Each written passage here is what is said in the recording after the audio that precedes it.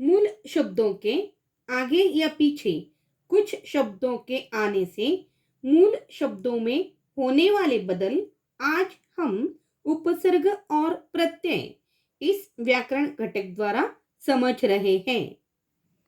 उपसर्ग किसे कहते हैं?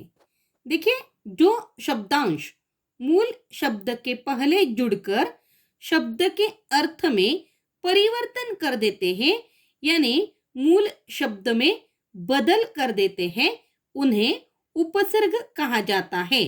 जैसे कि उदाहरण के तौर पर देखा जाए तो अ उपसर्ग है और जुड़ शब्द देखिए उदाहरण के असत्य। मूल शब्द यहाँ पर है सत्य और उसे अ उपसर्ग लगने से मूल शब्द में परिवर्तन हुआ है, असत्य शब्द तैयार हुआ है। अधर्म, देखिए मूल शब्द है धर्म और उसे अ उपसर्ग लगने से शब्द तैयार हुआ है अधर्म। देखिए यहाँ पर सु उपसर्ग लगने से सुमति, मूल शब्द है मति और सु उपसर्ग लगने से शब्द तैयार हुआ है सुमति। मूल शब्द यहाँ पर दिखाई दे रहा है शील और सु उपसर्ग लगने से यहाँ पर शब्द तैयार हुआ है सुशील। कौन से उपसर्ग लगने से शब्द नकारार्थी होते हैं? देखिए, नकारार्थी उपसर्ग जैसे उदाहरण के तौर पर अन, अ, अप, ब, गैर, ला, नीर आदि। कौन से उपसर्ग लगने से शब्द सकारात्मक अर्थ के होते हैं?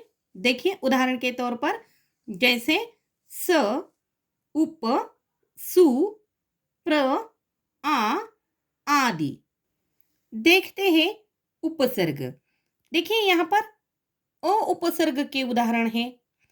मूल शब्द है सफल और उपसर्ग लगने से तैयार हुआ है शब्द असफल। सभ्य, असभ्य। देखिए यहाँ पर अन के उदाहरण अन उपसर्ग, जान, अनजान, उपयोगी, अनुपयोगी। देखिए आ उपसर्ग के उदाहरण भास, आभास, धार, आधार। देखिए सु उपसर्ग के उदाहरण मूल शब्द है शिक्षित, सु उपसर्ग लगने से हुआ है सुशिक्षित।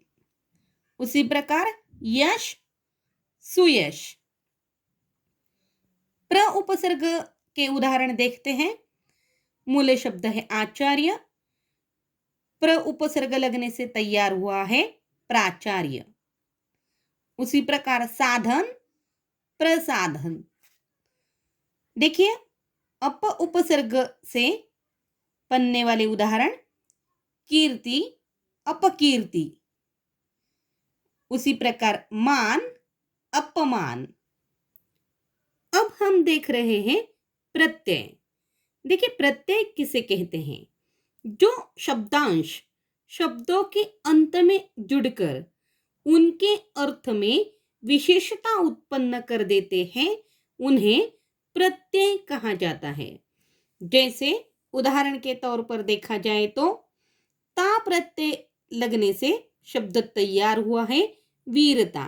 यहाँ पर मूल शब्द है वीर और ता प्रत्यय लगने से शब्द हुआ है वीरता। उसी प्रकार मूल शब्द है मधुर, शब्द तैयार हुआ है मधुरता। अब देखिए वान प्रत्यय लगने से मूल शब्द है दया, शब्द तैयार हुआ है दयावान। यहां पर देखिए मूल शब्द है गुण और वान प्रत्यय लगने से शब्द तैयार हुआ है गुणवान।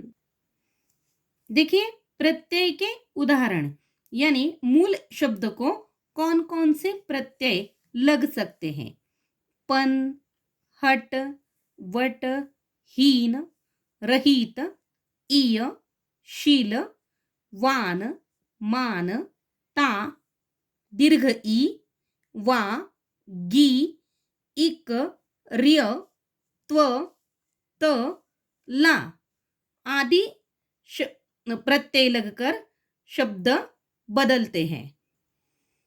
देखिए यहाँ पर पन प्रत्यय लगने से कौन से शब्द तैयार हुए हैं? मूल शब्द है लड़का, पन प्रत्यय लगने से शब्द तैयार हुआ है लड़कपन। उसी प्रकार बच्चा, बचपन। अब देखते हैं हट प्रत्यय लगने से तैयार हुए हैं शब्द। देखिए बड़बड़ाना मूल शब्द है और हट शब्द लगने से, प्रत्यय लगने से शब्द तैयार हुआ है बड़बड़ाहट। उसी प्रकार जगमगाना, जगमगाहट। अब देखते हैं हीन प्रत्यय लगने से कौन से शब्द तैयार होते हैं। उदाहरण देखते हैं अर्थ मूल शब्द है अर्थ, और हीन शब्द लगने से, हीन प्रत्यय लगने से शब्द तैयार हुआ है अर्थहीन। विवेक मूल शब्द है और हीन प्रत्यय लगने से शब्द तैयार हुआ है विवेकहीन। अब हम उपसर्ग और प्रत्यय में क्या अंतर होता है, यानी उनमें क्या फर्क है, इसके बारे में अधिक जानकारी ले रहे हैं। देखिए पहला फर्क जो है, उपसर्ग में उपसर्ग शब्द के पहले जोड़े जाते हैं तो प्रत्यय सदैव शब्द के अंत में जोड़े जाते हैं।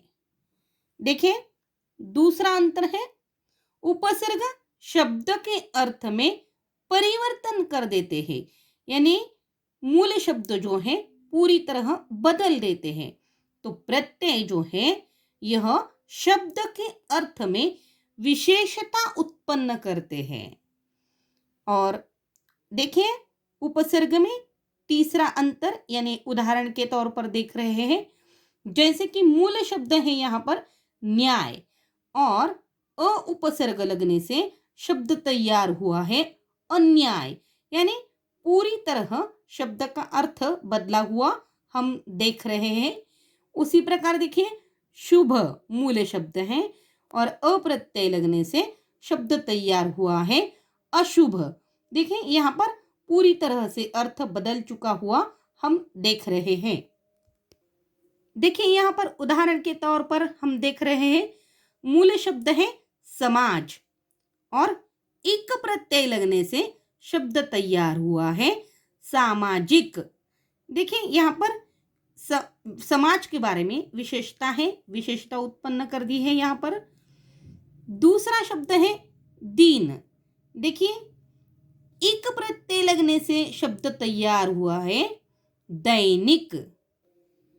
आज हमने उपसर्ग और प्रत्यय यह संकल्पना उदाहरणों के साथ समझ ली है तथा उपसर्ग और प्रत्यय इनमें क्या अंतर है यह उदाहरण के साथ समझ लिया है।